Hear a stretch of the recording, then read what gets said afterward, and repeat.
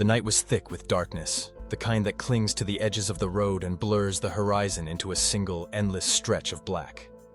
The cab of the truck hummed steadily, its headlights cutting a narrow tunnel through the gloom. For the long-haul trucker behind the wheel, this was just another midnight run, another lonely passage through the forgotten highways that crisscrossed the heart of the country. He'd grown used to the solitude, the endless drone of the engine, and the way the world seemed to shrink to the size of his cab. But on this particular night, something felt different. The trucker couldn't shake the sense that he was not alone, even before he saw her. It started as a flicker at the edge of his vision, a pale, wavering shape illuminated by his headlights. She stood at the side of the road, thumb outstretched, her figure swaying slightly against the wind. He slowed instinctively, rolling down his window as he pulled to a stop. She was young, maybe in her early 20s, with long hair tangled by the night air and a face pale as moonlight. Her clothes were simple, a faded jacket, jeans, well-worn boots. She looked lost, almost fragile, but her eyes met his with a kind of quiet strength. "Heading east?" she asked, her voice soft, barely audible over the rumble of the idling engine. He nodded, gesturing for her to climb in. She moved quickly, settling into the passenger seat with a sigh of relief. He offered her a thermos of coffee, which she accepted with a grateful smile. For a while they drove in silence, the only sounds the steady hum of the tires on asphalt and the distant call of nightbirds. Eventually she spoke, her voice weaving through the quiet like a thread. She told him her name, Sarah, and that she'd been stranded after her car broke down a few miles back. She spoke of home, of family, of a small town far away. Her words painted pictures in the darkness, stories of hope and heartbreak, laughter and loss. The trucker listened, feeling the miles slip away beneath his wheels. He found himself drawn to her presence, the warmth she brought to the cold cab. He noticed the way she watched the passing landscape, her gaze lingering on the empty fields and silent farmhouses. Sometimes she'd ask about his journey, about life on the road, and he'd tell her stories of sunrises seen from the driver's seat, of diners where the coffee was always hot and the pie always fresh. As the hours passed, fatigue began to settle in. He glanced at the clock, realizing they'd been driving for nearly 2 hours. He asked if she wanted to rest, offering her the use of the small bunk behind the seats. She declined, saying she preferred to watch the world go by. They reached a crossroads, a lonely intersection marked only by a blinking traffic light and a rusted sign pointing toward a nearby town. Sarah grew quiet, her expression distant. She asked if he could drop her off there, saying someone would be waiting for her. He nodded, pulling the truck to a gentle stop. He turned to say goodbye, but the seat beside him was empty. Confusion washed over him. He searched the cab, calling her name, but there was no sign of her. The passenger door hadn't opened. The thermos sat untouched, its cap still tightly sealed. Panic flickered in his chest as he stepped out, scanning the road and the surrounding fields, but Sarah had vanished as suddenly as she'd appeared. Shaken, he climbed back into the truck, his mind racing with questions. Had he imagined the entire encounter? Was fatigue playing tricks on him? Yet the memory of her presence lingered, a warmth in the seat, a faint scent of lavender, the echo of her voice in the quiet cab. He resumed his journey, the road stretching endlessly before him. The encounter haunted his thoughts, replaying in his mind with every mile. He wondered if he should tell anyone, if they'd believe his story. He stopped at the next diner, sitting at the counter as he recounted the night to the waitress. She listened quietly, her eyes wide, then nodded slowly. "You're not the first," she said. "There's a story around here about a girl who vanished on this highway years ago. Folks say she still tries to get home, hitching rides from passing truckers. Some say she never made it. Some say she's still looking." The trucker sat in silence, the realization sinking in. He had become part of something larger, a mystery woven into the fabric of the highway, a legend passed from one traveler to the next. He wondered about Sarah, about where she came from and where she was going. He wondered if he'd see her again, if she'd find her way home. Days turned into weeks, but the memory of that night never faded. He spoke to other drivers, hearing similar tales, stories of hitchhikers who appeared and vanished, of ghosts on the road. Some scoffed, dismissing it as superstition, while others swore by their own encounters. The highway, it seemed, was a place of secrets, a realm where the past and present collided in unexpected ways. The trucker found himself scanning the roadside on every journey, searching for a glimpse of Sarah or another lost soul. Sometimes he thought he saw her, a fleeting figure in the darkness, but she was always gone before he could stop. The legend grew, spreading among the community of drivers, each adding their own details to the tale. Some said she was searching for a loved one, lost in an accident years before. Others believed she was a warning, a reminder to drive carefully on dangerous roads. A few claimed she brought good luck, that those who picked her up would reach their destination safely. No one knew for certain. One evening, as the trucker paused at a rest stop, an elderly man approached him. The man's eyes held a knowing look, and he asked quietly about the vanished hitchhiker. The trucker nodded, sharing his story. The old man listened, then smiled. "Sometimes the road brings us face to face with things we can't explain," he said. "Sometimes it asks us to remember those who've gone before, to carry their stories with us." The trucker nodded, feeling a sense of peace. He realized that the highway was more than asphalt and paint. It was a tapestry of lives, woven together by chance encounters and whispered legends. Sarah's story became part of his own, a memory he carried with him through every lonely mile. And so, the trucker continued his journey, the hum of the engine steady beneath him, the road stretching endlessly ahead. He watched the darkness, searching for lost souls and forgotten stories, knowing that sometimes the most extraordinary encounters happen when you least expect them. The vanished hitchhiker remained a mystery, her presence a fleeting echo in the night. But for the trucker, she was more than a legend. She was a reminder that even on the loneliest roads, we are never truly alone. The highway holds its secrets close, waiting for those willing to listen, to remember, and to believe. Midnight drapes the highway in a thick, quiet darkness, the kind that swallows all but the most determined beams of light. The truck's headlights carve a narrow tunnel through the night, illuminating the endless blacktop stretching ahead. Inside the cab, the world is a cocoon of vibration and solitude. The low rumble of the engine, the faint hiss of tires on asphalt, and the soft illumination from the dashboard. The CB radio sits silent, its static a gentle reminder of connection, even out here, miles from anything but the road and the wild, empty fields on either side. The driver, a seasoned trucker named Bill, is used to these late-night hauls. There's a comfort in the rhythm of the road, in the predictable sweep of headlights across mile markers, and the occasional glow of distant farmhouses. Tonight, the sky is clouded and the moon barely peeks through, offering no company. The only voices are those he brings along, memories, old songs, and the chatter of other truckers on Channel 19 whenever he's close enough to civilization. But out here, in the middle of nowhere, there shouldn't be any voices at all. The nearest truck stop is 50 miles back. No headlights have appeared in his rear view for hours. He's utterly alone, or so he believes. He reaches over and turns the CB radio's volume knob, more out of habit than expectation. Static fills the cab, a faint hissing lullaby. He scans through the channels, hoping for a joke, a story, or just a distant voice to remind him that he's not the last soul awake on Earth. Nothing but static, the ordinary kind, until suddenly, a crackle breaks the pattern. The voice that slips through is faint at first, almost like a trick of the mind. Then, unmistakably, it calls his name. Bill. A chill runs down his spine, the kind that has nothing to do with the temperature. He sits up straighter, eyes flicking to the radio. He knows the voices of the regulars, Big Mike, Lucky, the night dispatcher at the depot, but this one is different, soft, distorted, yet eerily familiar. It repeats, a little clearer. Bill, you out there? He hesitates before pressing the transmit button. His hand feels heavier than usual. This is Bill. Who's calling? Silence, punctuated by the gentle roar of the engine and the persistent static. He wonders if he imagined it. A trick of fatigue. A stray broadcast bouncing off the atmosphere. But then the voice returns, closer now, more insistent. Bill, it's me. Don't you remember? He tries to place it, but the distortion muddles the words, layering them with echoes. Something about the tone twists in his memory, tugging at long-buried thoughts. He searches the mirrors again, but the highway behind him is an empty ribbon. Who is this? He asks, trying to keep his voice steady. There's a pause, as if the voice is weighing its next words, or perhaps savoring his uncertainty.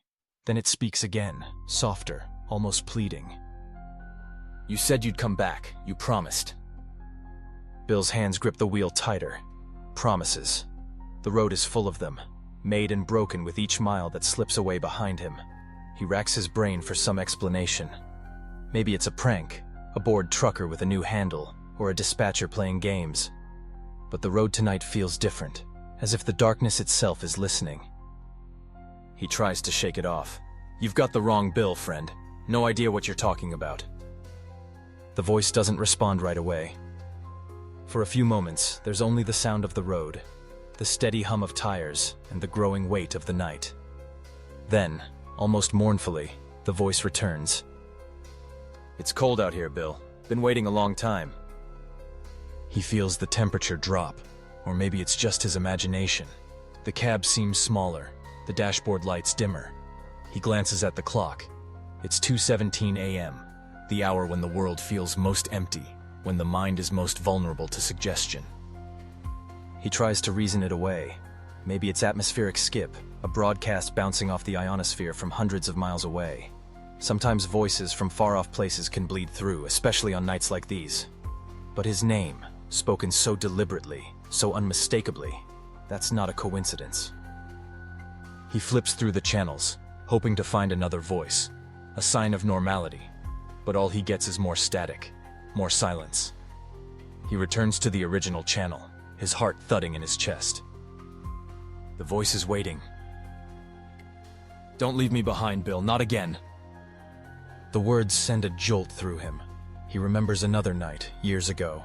An accident on a rain-slicked highway, a friend lost in the chaos, a promise whispered over broken glass and flashing lights. He'd driven away that night, carrying guilt with him ever since, wrestling with memories each time he passed that lonely stretch of road. He swallows hard. "I'm sorry," he whispers, not pressing the transmit button this time. "I'm so sorry." But the radio crackles again, as if sensing his confession. "It's not too late. I'm still here." The headlights catch something on the shoulder ahead, a shape, indistinct, hunched against the darkness. His pulse quickens. He eases off the throttle, peering through the windshield. The shape resolves into nothing more than a battered road sign, rusted and bent, but for a moment, he thought he saw someone waiting.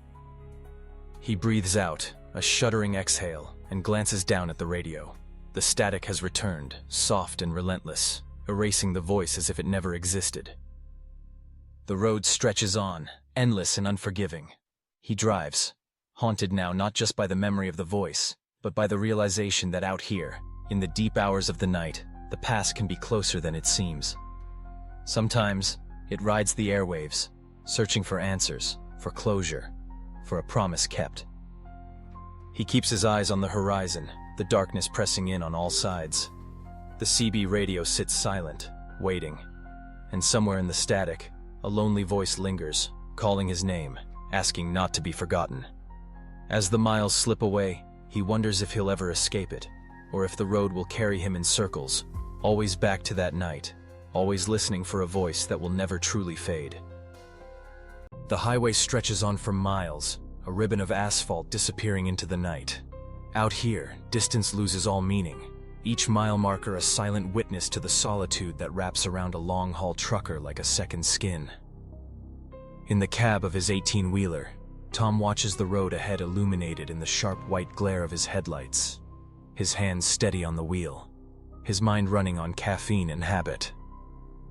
It's been hours since he last saw another vehicle, the hum of tires on pavement keeping him company as the darkness presses in from all sides. When the sign for a rest area appears out of the gloom, relief flickers through Tom.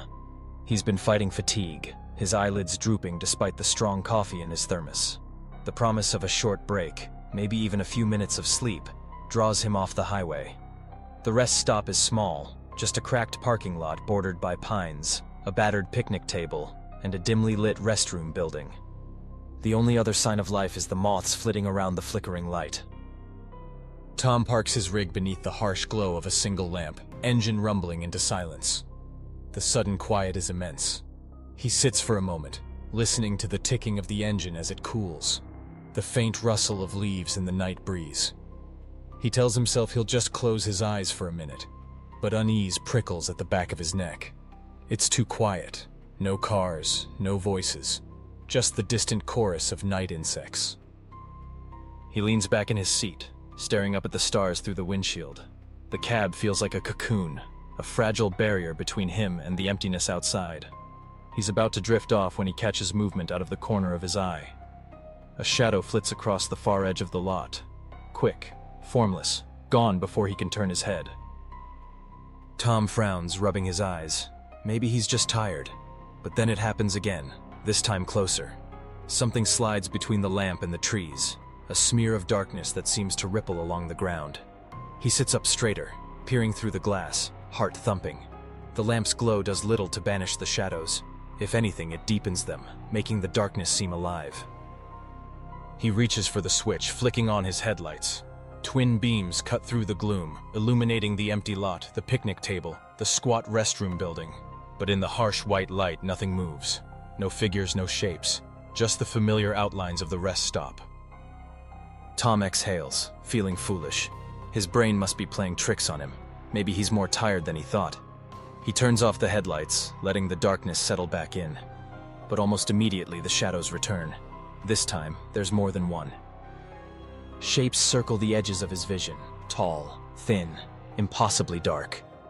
They move with a strange gliding gait, flowing around his rig in a slow, deliberate orbit. Tom's breath catches in his throat. He flicks the headlights on again, sweeping the beams left and right. Still, nothing appears in the light. Just empty asphalt, wind-tossed leaves, the outline of his own trailer. He feels sweat gather at his hairline, his heart racing. The figures are visible only in the darkness, just beyond the reach of any light. He turns on every lamp in the cab, flooding the interior with brightness. But when he peers into the mirrors, the shadows remain outside, circling with silent purpose. Tom's mind races for explanations. Maybe it's a trick of the eyes, shadows cast by branches, reflections in the glass. But as he watches, one of the figures drifts closer, its outline sharper now. It's tall, humanoid, but wrong somehow. Its arms too long, its movements too fluid. It hovers near the passenger door, featureless face tilted toward him. He tries to start the engine, but his hands are shaking. The key slips, the ignition grinding before the engine roars to life. He flicks on every exterior light, headlights, fog lamps, running lights, hoping to banish the shadows. The lot blazes with artificial day, but the figures remain, just outside the perimeter of the light, untouched and unbothered. Panic claws at Tom's chest. He considers climbing out, making a run for the restroom building, but something tells him that would be a mistake. The cab is his only sanctuary, the thin walls and bright lights the only thing keeping the shadows at bay. He grabs his phone, fumbling to dial for help, but there's no signal out here. The screen glows uselessly in his hand. Minutes drag by, each one stretching into eternity. The shadows continue their slow orbit, never crossing into the light, never revealing more than their suggestion of form. Tom's mind whirls with stories he's heard, tales of haunted highways, ghostly hitchhikers, things that lurk in the spaces between headlights and darkness. He's always dismissed them as truck stop rumors, the kind of tales told to pass the time on lonely nights, but now, faced with the impossible, he's not so sure. He keeps the engine running, foot hovering over the gas. If the figures move closer, if they break the circle, he'll floor it, drive until the tank runs dry, leave this cursed rest stop behind. But the shadows seem content to linger, to watch and wait. Sometimes one will drift a little closer, only to melt back into the darkness when the light threatens to touch it. As the hours crawl by, exhaustion wars with fear. Tom fights to stay awake, afraid of what might happen if he closes his eyes. The shadows never leave, their silent vigil unbroken. He watches the eastern sky lighten, the first hint of dawn painting the horizon in pale gold. As the sun rises, the shadows fade, dissolving into the morning mist, as if they were never there. Tom waits until the lot is bathed in sunlight before stepping out of the cab. The air smells fresh, the trees whispering in the breeze. There's no sign of the figures, no trace of their presence, just the lingering sense of something ancient and watchful, something that belongs to the night. He climbs back into his rig, starts the engine, and pulls onto the highway. The rest stop receding in his mirrors. As the miles roll by and the sun climbs higher, Tom tells himself it was just a dream, a hallucination born of fatigue and isolation.